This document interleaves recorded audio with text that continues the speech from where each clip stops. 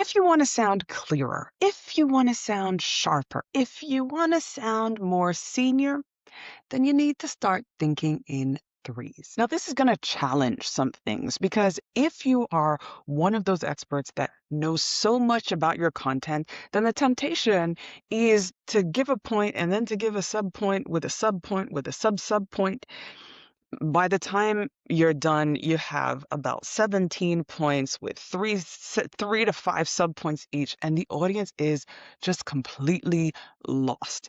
And so we want to stop that, and we want to condense into this mystical, magical number of threes. You may have noticed it, you may have seen it, but for some reason, there is something about the number three that just works. It's just, it's just efficient. It's enough.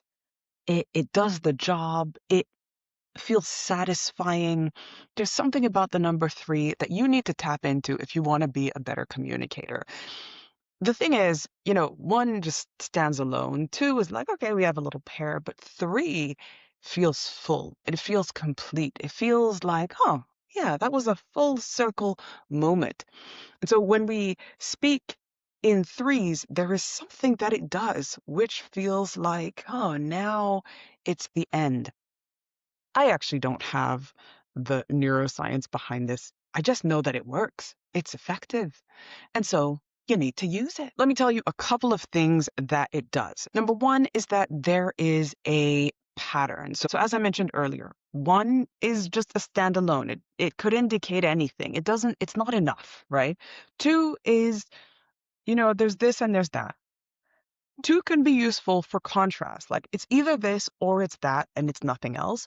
That can be helpful when you want to say, we just need to make a decision, right? When you're wanting to make a point and you say something in three ways, it really emphasizes that, wow, this must actually be what you say it is. You say, for example, talking about the AI, you're like, it's efficient. It's like, okay, cool. Let's say you use two and you're like, it's efficient and it's fast. You're like, okay. But if you make 3 points and you're like, it's not just efficient, it's not just fast, it also replaces your day-to-day menial tasks, then that group of three makes it appear like, whoa, it must be the solution to go with. You get the picture. But three does this in a way that one and two can't do, and four seems a little bit like overkill. Do you see what I mean? Three is a great way of emphasizing how good or bad or whatever anything is, and doing so in a way that's not too long and sounds like a long, long list, and also not too short such that it's unconvincing. Three is a great number. That's number one. It's a great way to place emphasis. Number two is it's also the most efficient way to notice a change in pattern. So, for example, if I say I had an apple, a pear, and a car, it's enough for you to notice that the car is out of place. And you needed two things that were similar in order for us to understand that the third actually doesn't go with it.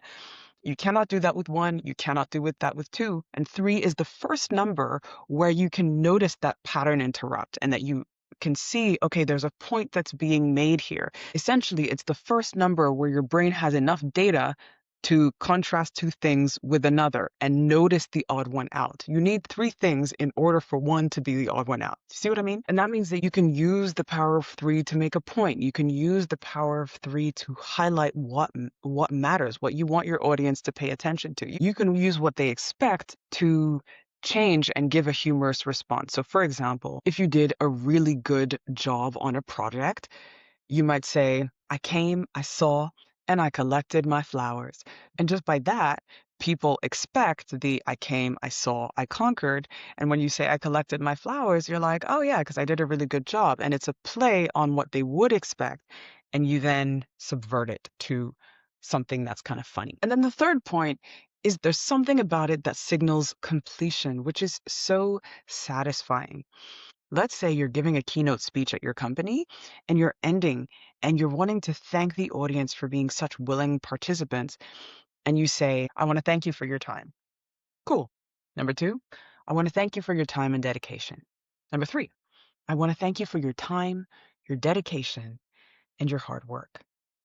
Good night. Do you see what I mean? That 3, so much more powerful than the other 2. You can see how satisfying it is to end on that note. And so to bring this all back, there's several ways you can then use it, but try just this. When you're giving a presentation, condense what you are saying into 3 main points. Even if in your head it's actually 6 points or 7 points, condense it such that when you are presenting it, you just present it as there are 3 things you need to consider. Let's say it's cost, risk, and timing. And then the audience knows, cool, it's short enough that we can actually remember cost, risk, timing. Those are the 3 things. And you increase the chances that tomorrow, in 2 days, in 3 days, they can still remember, oh, there were 3 things, here's what they were. You've reduced their cognitive load and they're not there thinking, what was point number 25 again?